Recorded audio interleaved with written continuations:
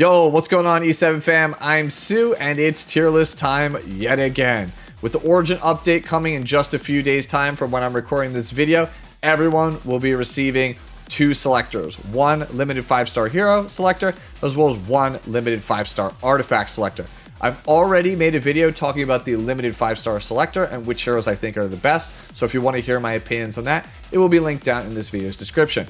But this one, the accompanying video, is all about the limited artifacts, helping imbue you with knowledge so that way you can choose the best artifact for you and your account.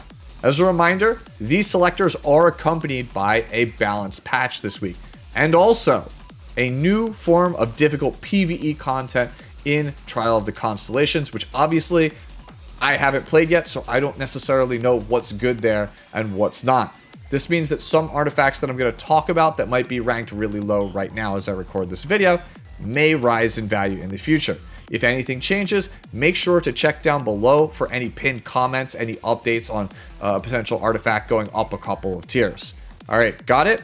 This tier list video here, it's going to be a lot more cut and dry than the hero one, right? There's not as much to talk about with the artifacts, I feel like, compared to the heroes. I could spend like 60 seconds or more talking about the heroes, but for this one, I'm going to try to be as quick as I possibly can, just a quick 20 to 30 seconds each on every artifact, kind of explain to you, why you'd want it, who you take it for, things like that.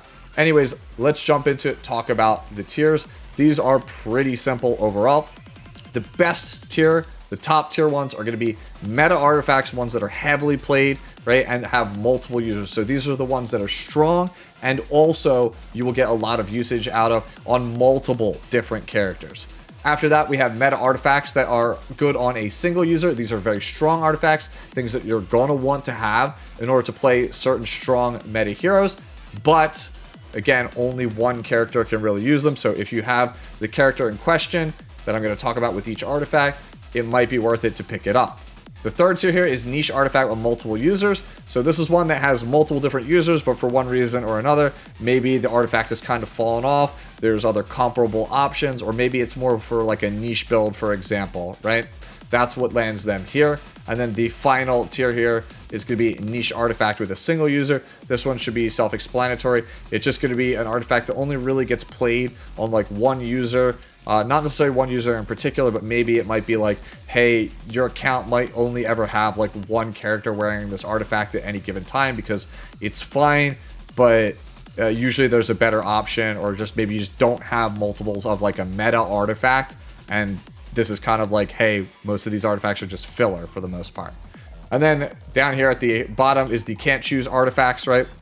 I will kind of give a quick like 10 to 15 seconds on each of these on where I think they should be if they are at all usable. These 4 here are tied to limited characters that have not yet had a rerun, right? So therefore they shouldn't be eligible, but in the off chance that they are, again, I will talk about them at the end of the video. Anyways, let's get started. Let's talk about the first tier, starting with Guiding Light. Guiding Light is an artifact that makes your rangers start in stealth and have a chance to go stealth at the end of each of their turns. It is a staple artifact for ranger characters in PvP. Not every single ranger might want it. For example, Elagos really doesn't want it, but a lot of characters can make use of it. In fact, it's pretty much widely considered that Guiding Light as an artifact is what Smilegate kind of balances the entire ranger class around. Kind of like how Mage is balanced around Tehagel's Ancient Book. It's very much the same thing here. If you're playing Rangers, or you want to play Rangers seriously in PvP, there's like an 85% chance that Guiding Light is that artifact for the character. I personally play 6 Guiding Lights currently as of the recording of this video on my character, so you could really not have enough of these things. If you're really not sure what to take, Guiding Light is probably the safest overall pick. After Guiding Light, we come to Soul Consolation, which kind of feels like a super juiced up version of the 4-star artifact Eternus. It gives effect resistance, which is nice, but that's not the main reason that you play it. It's primarily used on faster Soul Weavers to regain tempo in response to an opponent's setup skill. Heroes like Infinite Horizon Acades, Ocean Breeze Lulika, Frida, Diane, and more can use this in PvP to interrupt opponent strategies and regain control of the match. It is super useful, especially if you are a slower turn 2 player. After Soul Consolation, we come to Sweet Miracle, which honestly to me feels like it is a design mistake.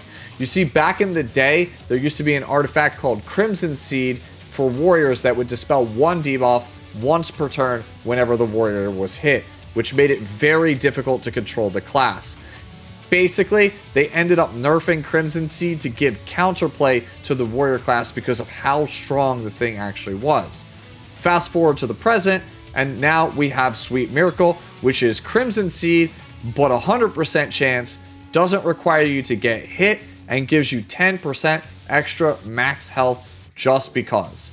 This thing is just ridiculous on any high impact warrior such as Lone Wolf Para, Urban Shadow Shu, Laya, and more. It basically makes your warrior uncontrollable at the start of the match and lets them do their thing, and there's very little your opponent can do about it. This will probably end up being the warrior version of Guiding Light in the long run, and I'm not really sure if you can ever truly have enough of these. I'm personally taking Sweet Miracle with my Selector. Now let's move on to the meta artifacts that only have single users, starting with Reingar Special Drink. This artifact gives bonus splash damage after a ranger uses an AoE attack. There's very few rangers with high enough attack or AoE with enough frequency to really use this outside of the one it's intended for, which is Seaside Bologna.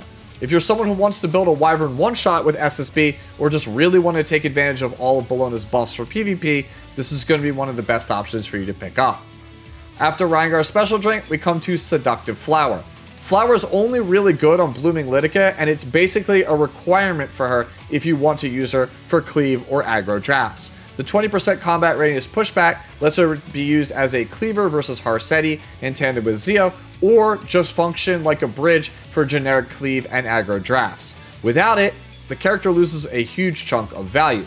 The only other user that would really consider using this thing is Elvira, and honestly, Elvira is kind of just bad at the moment, so just pick up Seductive Flower for your Blooming Lidica if you are taking Lidica and actually want to play the character.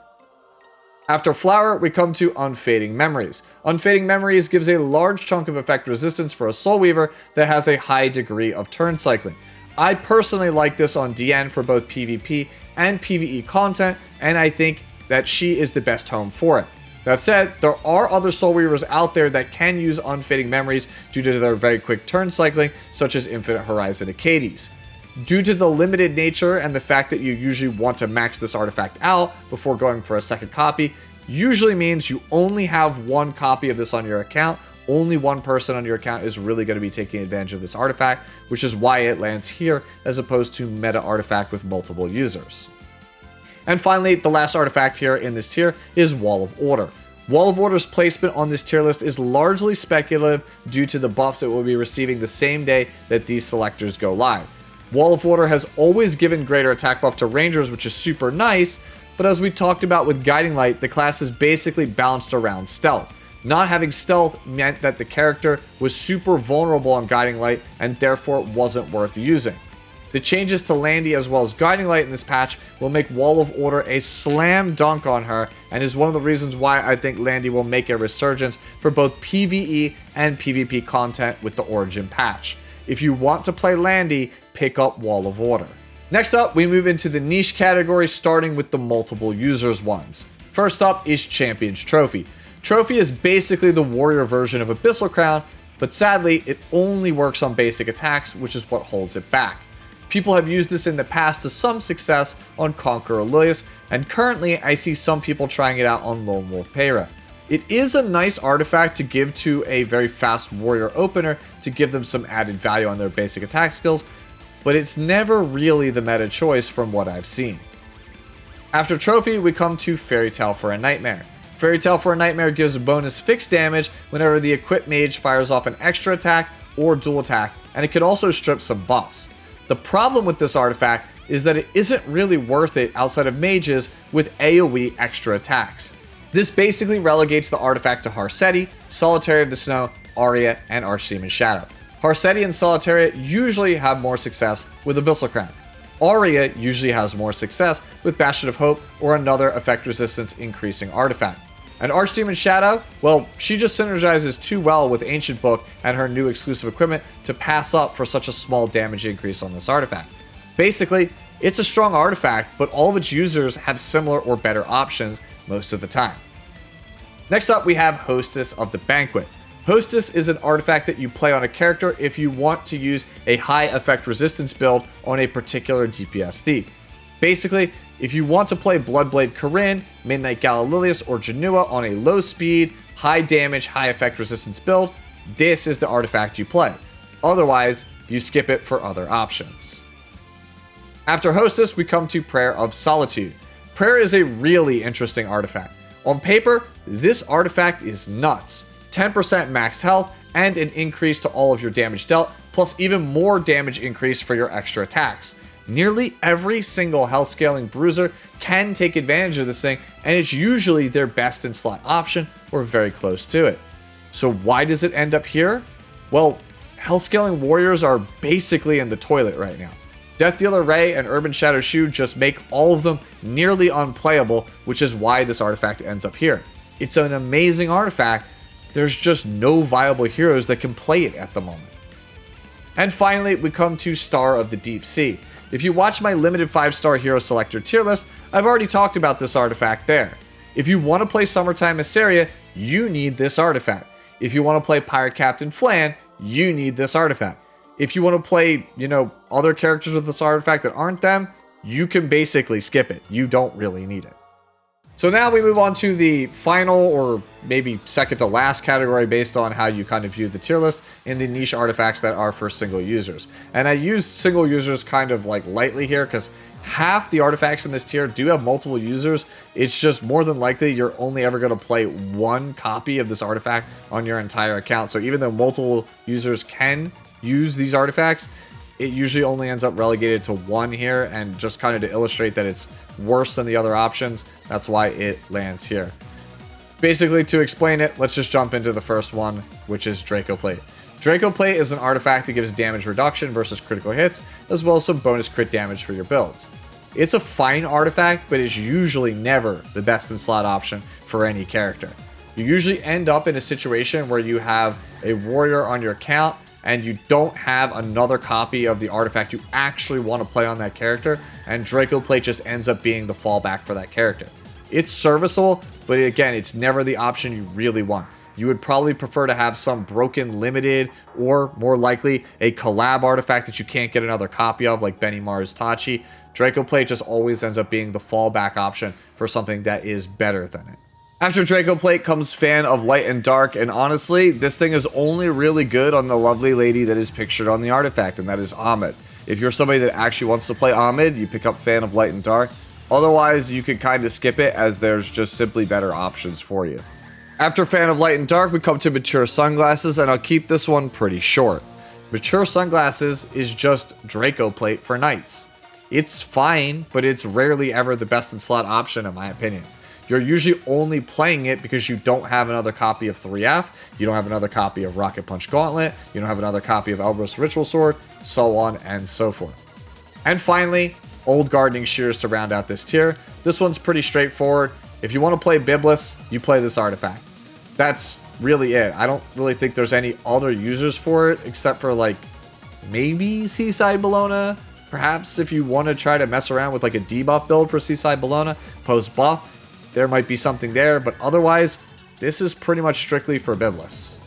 And finally, let's talk about the artifacts that you can't choose, because with the Origin update, they've been bucking a lot of trends lately. There is a non-zero chance that the characters or the artifacts might actually be available on limited selectors, which is why I'm covering them in these videos. Remember, with the Dash Pass update, they said that certain characters wouldn't be available in the ML5 tickets, and yet New Moon Luna and the like were actually in the tickets. So, hey, stranger things have happened, things like this have happened before, so that's why I'm talking about these artifacts here in the video. Let's start it off with Dreamlike Holiday. Dreamlike Holiday is only really used on Afternoon Soak Flan to give her a huge boost to her DPS. As such, I'd classify it as a meta artifact with a single user. If it's available and you want to play Afternoon Soak Flan, you grab the artifact. Piggybacking off of Dreamlike Holiday, we have Feed of Criticism. This one also falls under meta artifacts with only really a single user, and that of course is Tori. There are other options for Tori though that are available, such as Wind Rider, so this one isn't as mandatory for Tori, I feel, as Dreamlike Holiday is for Flan. Again, if you want to play Tori, you could grab this if it's available. After Feat of Criticism, let's go to Magic Bubble Maker. Bubble Maker is a debuff inflicting artifact that sometimes gets used by players on Solitary of the Snow, but it is more likely used on Harsetti. It's fine in what it does, I just feel like more often than not, Abyssal Crown ends up being the better artifact. Take it if you want, but otherwise I would probably skip it. I consider it a niche artifact with a single user. Anyways, let's move on and talk about Proof of Friendship. Proof of Friendship is a generically powerful Soul Weaver artifact that gives a boatload of free stats to the user as well as the person in the front position. Getting a free combat readiness push every turn cycle also generates a lot of value for your team. If this artifact didn't have the restriction of only applying to one user on the team, it would be straight up broken. But as it stands now, I'd feel comfortable picking up a lot of copies of this. So for me, I'd put this under meta artifacts with multiple users. And finally, to round out the video, saving the best artifact in this tier for last, we have Spotted Mouse Hair Tie. If you have this at plus 30, it is a pseudo Tegahel's Ancient Book. Yes, Book is the better artifact, but anything that generates souls at the start of the match for PvP is borderline broken. I'd be happy to play this on any aggressive Soul Weaver if I was a cleaver or aggro player. This is one where if you had multiple copies at plus 30 on your account, you'd probably run it on several Soul Weavers, which is why I could safely put it under meta artifacts with multiple users. And that's going to be it for my limited 5-star artifacts tier list. If you have any further questions, feel free to ask them down in the comment section below or hit me up on Discord. And again, in case you haven't seen my limited 5-star hero tier list, that is linked in the video's description. As always, enjoy the rest of your day, the rest of your week, and I'll catch you in the next one. Later now.